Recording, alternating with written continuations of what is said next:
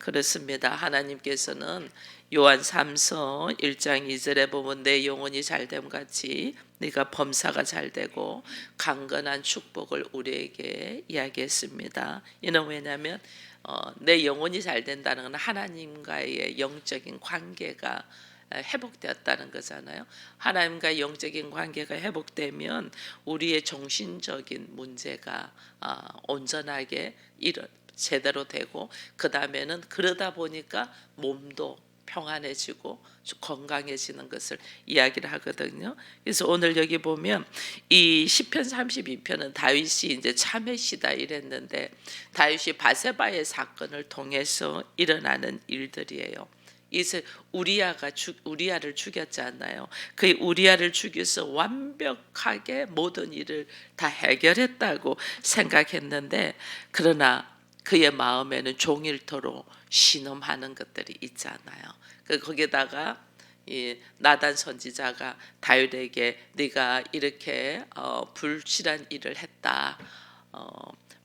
많이 가진 자가 자기 집에 양 한 마리밖에 없는 자의 양을 빼앗아 가지고 그것으로 네가 잔치를 베풀었다. 그 이야기를 할 때 다윗이 자기가 고백을 하는 게 있거든요. 그래서 이 자기는 완벽하게 바세바의 사건을 해결했다고 생각했지만은 실제로는 그렇지 않잖아요. 죄를 은폐했잖아요. 죄를 은폐하고 나니까 그의 고백 속에 내 뼈가 새하여진다. 하나님 앞에 죄를 고백하지 않냐고 그걸 숨길 때에 내 뼈가 썩어가는 것 같은 이 느낌을 받았다는 고백을 하네요. 그래서 오히려 자기 이 몸의 진액이 여름에 마른 가뭄같이 마른다게 솔직히 막 고통스럽다 그 말이에요. 우리가 죄를 지었을 때 그 죄를 숨기려고 하면 얼마나 고통스러운지 몰라요. 그 죄를 오히려 밝히 이야기했을 때 자유를 얻지, 그 죄를 숨기려고 할 때 그 말을 그것이 들킬까봐 조마조마함으로 통해서 나중에 얼굴 보면 알아요. 얼굴이 시커멓게 되어가요. 죄를 숨기고 있는 사람들은 얼굴 보면 그 얼굴에 평안이 없어요. 얼굴이 왜 그러니 하면 사실은 자기가 숨기고 있는 것이 있으니까 이게 이제 그것이 뼈가 마르고 진액이 마르는 것처럼 느껴지는 거죠. 그래서 하나님은 죄라는 것은 내가 하나님의 관계가 끊어져, 내가 죄를 짓는다, 어제도 그렇지 거짓말을 한다 하는 거는 그 안에 이 거짓은 이 사단의 영이니까 사단의 영이 내 안에 들어와 있다는 것은 내가 하나님을 밀어냈다는 거거든요. 하나님과의 관계가 멀리 밀려져 나가면 이것이 어쩌면 나 안에 막 고통으로 오는 거예요. 우리가요, 저 같은 경우는 하나님의 관계가 안 끊어졌는데도 하나님이 내가 뭘 하나님한테 질문을 하는데 그 질문하는데 음성이 들리지 않아도 저는 힘들어요. 주의 음성이 들리지 않으면 아무것도 할 수가 없어요. 한 발짝으로 나갈 수가 없어요. 주의 음성이 들리기까지 우리는 기도하거든요. 그래서 주께서 나에게 말씀해 주실 때, 심지어 주께서 내가 지금 고백하고 기도하는 것이 하나님의 말씀에 합당하지 않으면 하나님이 침묵하시잖아요. 그때 이것은 하나님이 기뻐하지 않는 일이구나, 그래서 침묵하시구나. 응답하지 않는 것도 하나님의 응답이야. 하나님의 침묵, 그걸 깨달으면서 나의 생각을 딱 내려놓는 거예요. 근데 다윗이 지금 간음도 했고 그 다음에 살인도 했고 그것을 은폐하려고, 은밀하게 은폐하려고 거짓과 함께 위선과 함께 말할 수 없는 죄를 짓고 있은즉 하나님 앞에서 그거 어떻게 되겠어요? 이 간음의 문제가 아니에요. 살인의 문제가 아니에요. 하나님을 멸시하는 죄예요. 이것이 왜? 모든 걸 아시는 하나님 앞에, 하나님 모든 걸 아시는데 그 나는 하나님이 안 보시겠지 하고 내 얼굴만 가르고 있는 거예요. 내 눈만 이렇게. 그게 하나님을 멸시하고, 하나님의 멸시한다는 말은 다른 말로는 불신앙이죠. 불신앙. 하나님 앞에 있지 않은 불신앙으로. 불신앙은 다른 말로 또 어떻게 보면 내가 교만이에요. 내가 하나님의 자리에 올라가는 거죠. 불신앙은. 이게 나의 작은 행동 하나가 실제로는 하나님 앞에서 열어보면 이게 내가 교만으로 통해서 하나님을 멸시하고 하나님의 자리에 있는 것이라는 것을 알게 되면 그 뭐 엄청나게 우리가 죄를 짓고 있다는 걸 깨닫게 되는 거죠. 그래서 하나님께서는 네가 하나님이 되어가 있고 하나님을 멸시하고 하나님을 무시하고 네가 하나님의 자리에 있는 교만 그 자체가 어떻게냐면 성령이 떠나는 거죠. 그럼 다윗은 성령이 떠나면 어떻게 된다는 걸 사울을 통해서 다 봐서 안 되잖아요. 성령의 역사가 나에게서 떠나면 우리가 할 수 있는 일은 자기 수준으로 하기 때문에 아무것도 없어요. 성령의 역사가 떠난다. 다른 말로 나에게 사단의 영, 악령이 나한테서 역사한다는. 그러니까 어떻게? 불안하지. 사울이 그랬잖아요. 하나님의 영이 떠나고 악령이 그에게 임하니까 불안해갖고 멀쩡하게 있다고도 사람이 딴짓을 하잖아요. 불안하니까 번민이 막 많아지고 그러다 보니까 생각에 두려움이 오는 거죠. 두려움이 쫙. 이게 오늘 우리들의 모습이에요. 하나님이 떠나고 내 안에 사단의 영이 들어오면 그때부터 조마조마하고 불안하고 어떻게 될 줄 몰라가지고 막 어제는 우리에게 횡의 언약이라 했잖아요. 자기 행동으로 자기 어떤 방법으로 막 일을 하려고 하죠. 그렇게 되면 넘어져요. 그래서 하나님이 죄의 삭선보다 사망이다, 죽음이다. 사망 다음에요. 그 뒤에 또 우리가 알아야 되는 게 이제 죽는 걸로 끝나면 얼마나 좋겠어요. 죽음 후에 또 뭐가 있어요? 심판이 있는 거죠. 그게 있기 때문에 우리가 빨리 주님 앞으로 올라가요.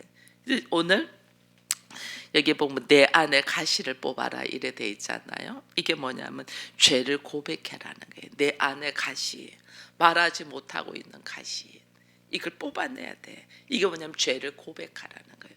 죄를 딱 고백하면 그 죄를 고백할 때는 죽으면 죽으리라고 할 거 아니에요. 그 뒤에 무슨 일이 있을 줄 모르니까 내가 이런 잘못을 했노라고 고백할 때 그 뒤에 무슨 일이 있을지 몰라서 우리는 불안하잖아요. 근데 그게 죽으면 죽으리라고 죄를 고백하는 거예요. 하나님 앞에 고백하고 또 사람 앞에 고백하고. 이 죄를 고백하고 나면요 참 놀라운 일이 굉장히 자유해요. 이미 나는 고백했고 이미 나는 고백하고 딱 나니까 그 다음에는 일어날 일이 무슨 일이 일어날 건가는 그 다음에는 기대하면서 나는 자유하는 거예요.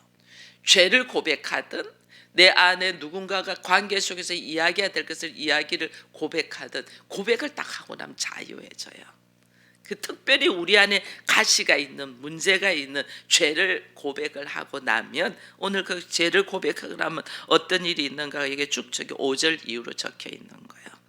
여기 보니까 5절에 내가 이르기를 내 허물을 여호와께 자백하리라 하고 주께 내 죄를 아뢰고 내 죄악을 숨기지 아니하였더니 곧 주께서 내 죄악을 뭐 해줬다? 사하여 줬다.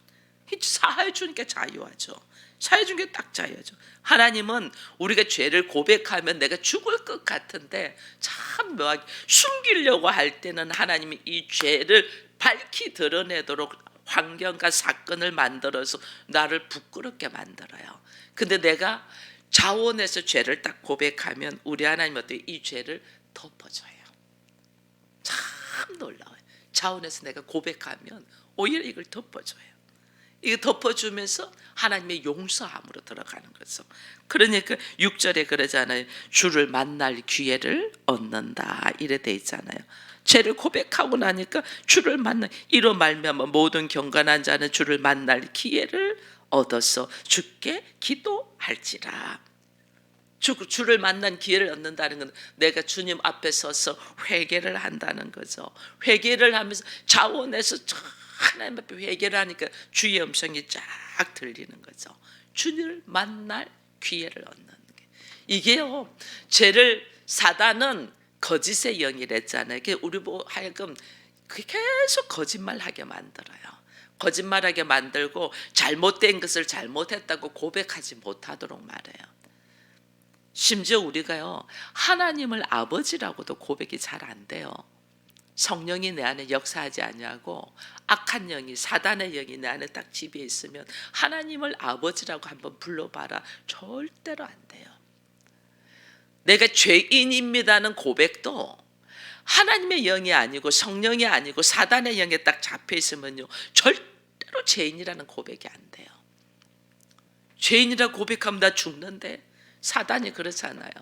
지가 잘못했는데 죄인이라 고백하면 내가 결박당하고 죽는데, 절대로 죄인이라 고백을 못하는 사람은 이게 어디에 있냐면 내가 하나님의 성령의 영이 아니고 사단의 영에 사로잡혀 있구나. 그래서 죄인이라는 고백을 잘못했다는 말을 절대 못하는 사람 있잖아요. 그런 사람들한테는 우리가 기도할 것은 하나님이 이 악한 영은 떠나고 성령으로 채워달라고 기도를 해야 돼. 성령이 내 안에 들어와야지 내가 죄인이라는 고백을 하게 돼요. 죄인입니다. 내가 잘못했습니다. 이 잘못했다는 말을 참 못하잖아요. 우리가 미안하다, 잘못했다 이 말 못해요. 그리고 또 사랑한다, 고맙다 이 말을 못해요. 이 왜 못할까? 이게 못하는 것이요. 하나님의 영이 들어오면, 성령이 내 안에 들어오면 내가 죄인이라는 걸 알기 때문에 내가 참 미안하다, 그동안에 참 미안하다는 고백을 해요. 고백도 하고 내가 그렇게 잘못했네, 내가 잘못한 줄 몰랐는데 그렇게 잘못했네, 이것을 깨달아 간다는 것은 벌써 내 안에 성령이 있다는 거예요. 그래서 내가 앞으로는 잘하겠노라고, 미안하다고, 근데 진짜 내가 당신을 사랑하노라고 이런 말들을 할 수 있거든요. 근데 그런 말을 못하는 사람들이 있어요. 이거는 뭐냐면 아직까지 사단의 영에 잡혀있기 때문에 그래. 그러니까 내가 사단의 영에서 놓이려면 빨리 입술을 열어야 돼. 미안하다, 하나님 정말 제가 부족했습니다, 나는 죄인입니다. 이 고백이 있어야 돼요. 이 고백이 일어날 때 하나님께서는 어떻게 해요? 하나님은 다 품어주고 용서하려고 하잖아요. 용서하려고 인간의 모습으로 오셔서 십자가를 지고 피를 흘리셨는데, 하나님은 모든 걸 용서하려고 다 하셨는데 내가 이걸 못하고 있어.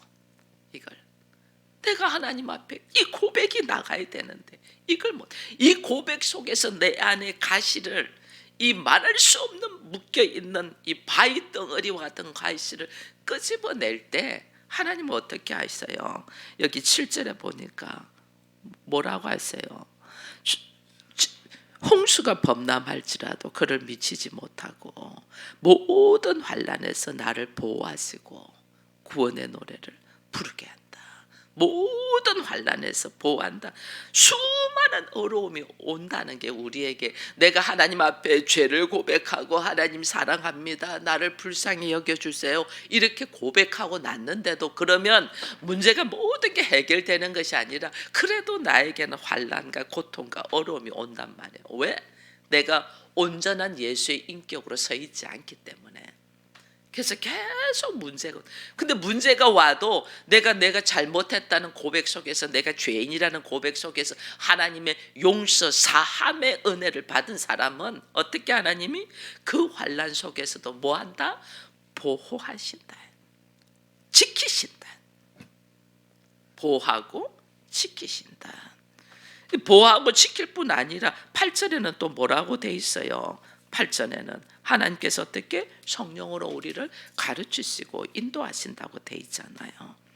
내가 내 갈 길을 가르쳐 보이고 너를 주목하여 훈계하리로다.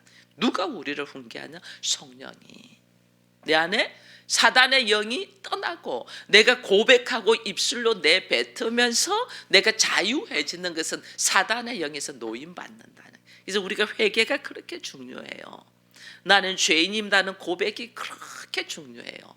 내 안에 자리 잡고 있던 사단의 영이 나가고 성령이 내 안에 들어오니까 나로 하여금 어떻게 하나님께서 성령의 인도하심대로 나를 밝히 가르쳐 주신다, 인도하신다. 그러면서 또 9절에는 이렇게 돼 있잖아요. 너희는 무지한 말이나 노새 같이 되지 말지어다. 그것은 재갈과 굴레로 단속하지 아니하면 너에게 가까이지 아니한다. 이런 이야기를 해요. 이게 뭐냐면 성령이 내 안에서 나로 하여금 의가 뭔지 죄가 뭔지 심판이 뭔지 가르쳐 주잖아요. 가르쳐 주고 나면 그 가르침 속에서 내가 말씀 속으로 나아가거든요. 말씀 속으로 나아가면 내 안에 뭐냐면 마음의 겸손함이 있어요. 이 겸손함이 있다는 것은 내가 말씀으로 살아야 되겠다 이 생각이, 하나님의 말씀 안에 내가 거해야 되겠다. 자원하는 마음으로 내가 이제는 말씀에 좀 순종하며 살아야 되겠다 이 마음이 생기는 거죠. 이 마음이 생길 수 있는 성령이 내 안에, 내가 말씀대로 살고 싶다는 마음이 생긴다는 것은 성령이 내 안에 있다는 거예요. 아직도 이 말씀이 뭐야 이게 하나님 말씀이라는데 나는 하나도 안 믿어서 이러고 있는 사람은, 다른 말로 내 안에 성령이 자리 잡고 있다, 사단의 영이 자리 잡고 있다. 사단의 영이 자리 잡고 있으니까 이게 하나도 와닿지 않는 거죠. 성령이 내 안에 들어오면 이 말씀을 통해서 깨달으면서 내가 비록 삶은 그래 못 살았는데 말씀대로 참 살고 싶어 하는 마음이 생기고, 하나님 나를 불쌍히 여기셔서 이 말씀대로 걸어가게 해달라는 우리들의 고백들이 나오는 거예요. 그래서 입술의 고백이 그렇게 중요해요. 입술의 고백이. 입술을 열고 우리가 하나님 나는 죄인입니다, 나를 불쌍히 여겨주세요, 이 말 한마디를 하는 것이 그렇게 중요할 수가 없어요. 우리 신혼 때 제가 아직 전도사도 아니고 신학 공부도 하기 전이죠. 그러니까 신혼 때는 얼마나 많이 싸워요. 부부싸움이 일어났어요. 부부싸움이 일어난 것도 달리 부부싸움이 일어난 게 아니고, 제가 허리가 디스크가 있어가지고 병원에 입원했다가 그 돈을 다 결제할 돈이 없어서 강제 퇴원을 요구해서 퇴원을 한 적이 있어요. 원장한테 강제 퇴원을 해서. 그 강제 퇴원을 하는 그 입장에서 남편이 너무 속상했던 거죠. 아내가 아픈데 치료를 다 못하고 이 치료비가 없어서 강제로 퇴원해서 온다는 게 너무 속상했던 거죠. 우리 장로님 자존심 상했던 거죠. 속상하고 자존심. 그러니까 집에 오자마자 한 행동이, 교회 잘 다니고 예수 잘 믿는 당신을 이렇게 아프게 하는 하나님 안 믿겠다고 딱 선포를 하더라고요. 그때 저는 이제 누워 있었죠. 일어나 힘들 누워 있는데 그 말을 딱 선포하는데 제가 갑자기 막 어두움이 확 밀려오는 걸 느끼겠더라고요. 이 말 한마디가 얼마나 중요한지 몰라요. 그래서 제가 그때 하나님 앞에 큰일 나겠다, 저 사람 저 말로 통해서 이게 오늘 하나님 앞에 회개의 기도, 구원의 역사가 있지 않으면 구원이 오지 않겠다는 생각 때문에 놀래갖고 하나님 앞에, 하나님 저 사람을 불쌍히 여겨주세요 그러는데 방언이 터진 거예요. 방언만 터진 게 아니에요. 그날 방언 터지고 그 다음에 영서 터지고 그 다음에 영안이 열려서 그 속에 있는 아주 악한 것이 보이기 시작하고 막 이렇게 터진 거예요. 그래서 막 갑자기 이야기도, 우리 장로님 아마 방언한 소리 그때 처음 들은 것 같아요. 근데 막 둘이 대화가 안 되잖아. 하나는 방언으로만 하고 하나는 못 알아듣고 대화가 안 돼. 대화가 안 돼가지고 막 둘이서 그러다가 이제 노트를 갖고 오라고 이렇게 노트에서 글이 전부 다 영서로 나오는 거예요. 말도 안 통하고 글도 안 통하요. 똑같은 공간에 똑같은 한국 사람이 둘이 있는데 둘이가 말도 안 타고 글도 안 통해. 답답하더라고요. 그래서 제가 하나님 순간 지혜를 주셔서 제 손을 남편 보고 잡아라고 했어요. 잡아서 글을 쓰는데 이제 나는 영서로 나가는 그 영서의 내용을 이 사람이 알아들을 수 있도록 한글로 쓰는 거죠. 제 손은 영서로 막 이 사람에 대한 막 영적인 예언이 막 터지는 거죠. 그 말 한마디가 이렇게 무서워요. 영적인 예언이 막 터지는데 우리 장로님의 손잡이, 장로님 이 글이 무슨 글인가를 알아야 되는데 한글로 나오는 거예요. 한글로. 자기가 읽어. 자기가 쓰면서 자기가 읽어.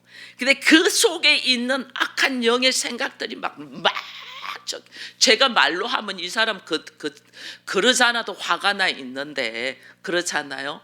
자존심 상해서 화가 나 있는데 제가 말로 당신 안에 이거 말하면 뒤집어지죠. 근데 자기 손으로 지금 썼는데 그 안에 있는 어둠의 영의 글이 막 나가니까 자기가 읽어. 그거를 얼마나 어이가 없겠어요.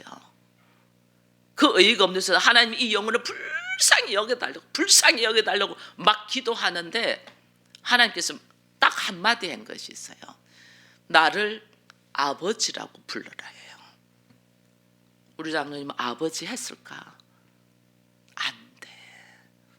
하나님을 아버지라는 말이 안 돼. 이게 뭔 줄 알아요? 악한 영에 딱 사라져. 하나님 아버지라고 못 불러요. 그날 저녁에 하나님이 그날 밤에 구원해 주지 않으면 하나님 이 영혼 어찌합니까? 그게 부부 싸움에서 일어났다니까요. 여러분 싸워도 그냥 싸우지 마세요. 성령께서 이 영혼을 불쌍히 여겨주는 마음으로 영혼을 살리기 위하여 싸우지, 내 감정대로 싸우지 말라고. 영혼을 이 영혼 어찌합니까? 오늘 밤에 구원하지 않으면 이 영혼 어찌합니까? 내가 허리 디스크 아파서 누워있으면서 그 기도했다니까요. 하나님 저 말한 것을 하나님 용서해 주십시오. 이 영혼 어찌합니까? 그래서 하나님이 한마디 딱 아버지라고 불러라. 요 앉아 있잖아요. 아버지라고 안 돼. 그래서 어떻게 한 줄 아세요? 그게 아마 새벽 1시인가 이래 됐을 거예요. 내 손에서 안 돼. 아무리 아버지라고 불러 할렐루야란 말도 안 돼. 여러분 할렐루야가 되고 예수를 주라고 하고 하나님을 아버지라고 부른다는 것이 얼마나 은혜인지 몰라요. 근데 그것도 안 돼. 할렐루야 하라. 안 돼. 나중에는 하나님을 아버지라고 한번 불러라. 안 돼. 절대로 안 돼. 말 입술 속에서 기도하라는데 기도 절대로 못해. 이거요 죽을 영이야. 회개 기도하도록 만들어야 돼. 내가 그 순간 회개할 수 있는 회개 기도 만드는 나는 최선을 다하는데 내 수준에 안 돼. 그래서 하나님 어떻게 해요? 안 돼. 못하고 있는 거 어떻게 해요? 했더니 딱 십자가를 끄면서 전화하라고. 그래서 제가 어떻게 이제 손으로 십자가 끄면서 십자가 교회에다가 전화하라 이렇게 되세요. 그게 새벽 1시예요. 새벽 1시에 교회에다가 전화.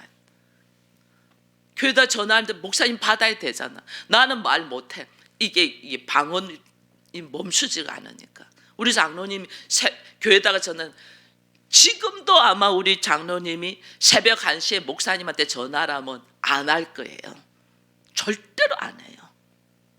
다른 사람들의 이 패를 주고 지금 주무시고 있을 텐데 전화 무슨 내일 아침에 이렇게 할 사람이지 절대로 새벽 1시에 전화할 사람이 아니에요. 근데 그날 성령께서 이 영혼을 불쌍해서 구원시키기 위하여 새벽 1시에 전화 돌리더라니까요. 왜? 아내가 이상해졌잖아. 자기하고 말도 안 통하고 글도 안 통하고 생년하지도 않는 말을 자기 속에 있는 글을 막 다 적어서 말하지 놀래버린 거죠. 장로님 새벽 1시에 목사님 전화하니까 목사님이 알겠다고 전화는 끊었는데 안 오실 수도 있잖아. 잠길에 받았은저. 제가 뭔 기도하냐면 목사님 오시기까지 우리 집에 목사님이 오게 해달라고 기도를 하더라고요. 하나님 이 시간에 오셔야 됩니다. 한 영혼의 구원의 문제입니다.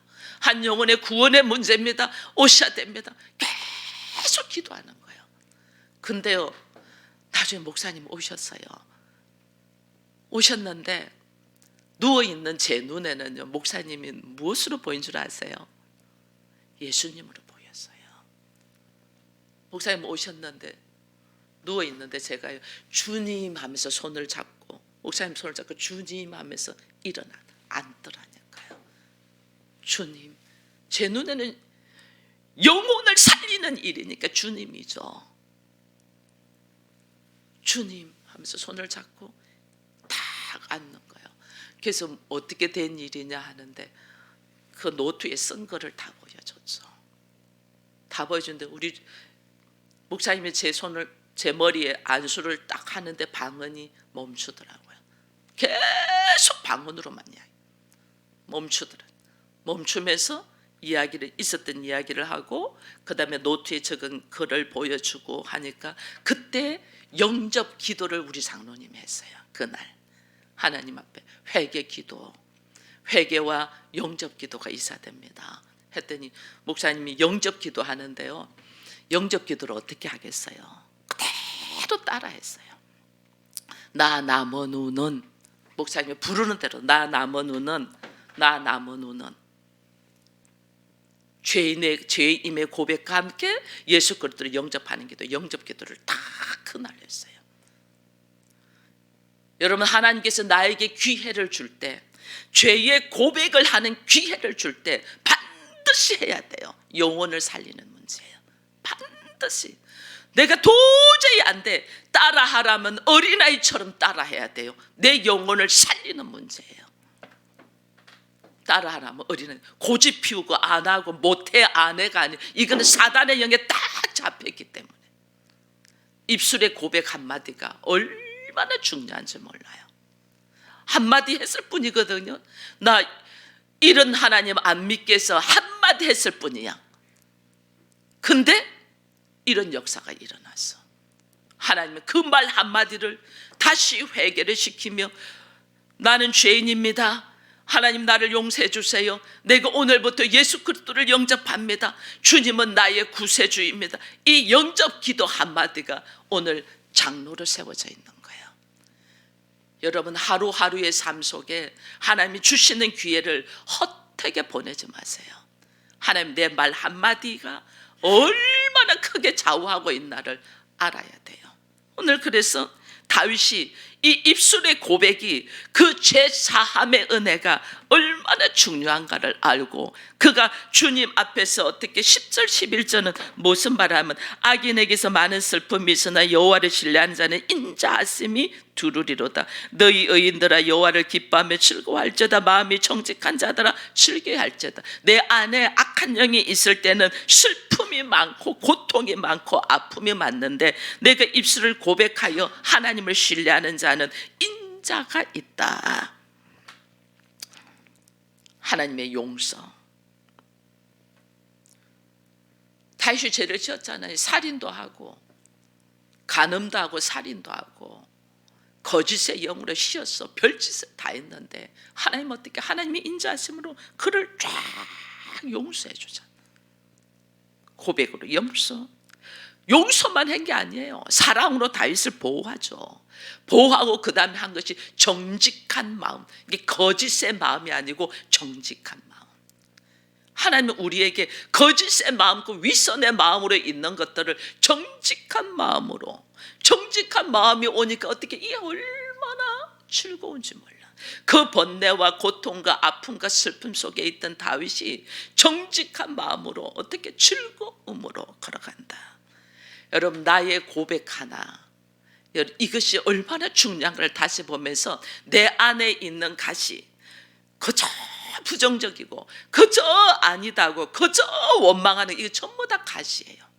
이것을 끄집어내는 은혜가 우리에게 있기를 축원드립니다. 하나님은 나를 살리기 위하여, 하나님은 나를 새롭게 하기 위하여, 하나님은 나를 하나님의 백성으로, 하나님의 자녀로서 하나님의 나라를 누리게 하기 위하여 내 속에 있는 거짓의 영을 끄집어내고 이 안에 성령으로 채우기 위하여 오늘도 밝히 나의 죄의 모습을 드러내어 내가 입술로 고백하기를 바라고 있다는 것을 보면서 우리 안에 뽑아내야 될 가시가 뭔가를 여러분 이 아침에 깊이 생각하며 입술로 하나님 내가 잘못했습니다.